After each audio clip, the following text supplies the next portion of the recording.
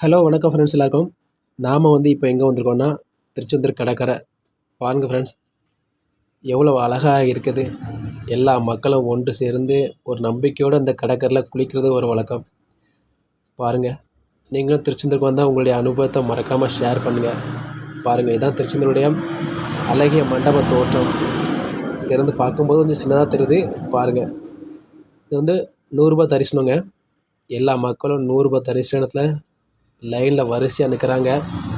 குறைஞ்சது பண்டிகை காலங்களில் 100 தரிசனம் போனாங்கன்னா ஒரு 4 மணி நேரம் 5 மணி நேரம் எடுத்துக்கிறது.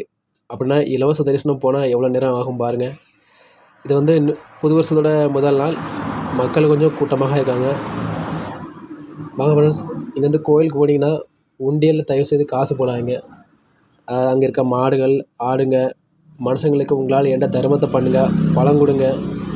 இல்லை என்றால் வீட்டிலேருந்து நீங்களே பண்ணிட்டு வந்துருப்பீங்களே, புளி சாதம், தயிர் சாதம், உங்களால் இயன்றதை மக்களுக்கு கொடுங்க. யாருமே வேண்டாம்னு சொல்ல மாட்டாங்க. தர்மம் தாங்க தலைகாக்கும். திருச்செந்தூர் எப்படி இருக்குன்னு பாருங்கள். உங்களுக்கே தெரியும். வர்ற இந்த மக்களுக்கு அன்னதானத்தில் லைனில் நின்று அவங்களுக்கு சாப்பிட்ற நேரமும் கிடையாது. அந்தளவு பொறுமையும் மக்கள்கிட்ட கிடையாது. பாருங்கள் ஃப்ரெண்ட்ஸ், எவ்வளோ பேர் நம்ம கொடுக்குற பழத்தை வாங்கி சாப்பிட்றாங்க. உங்களால் முடிஞ்ச உதவி நீங்கள் பண்ணுங்கள்.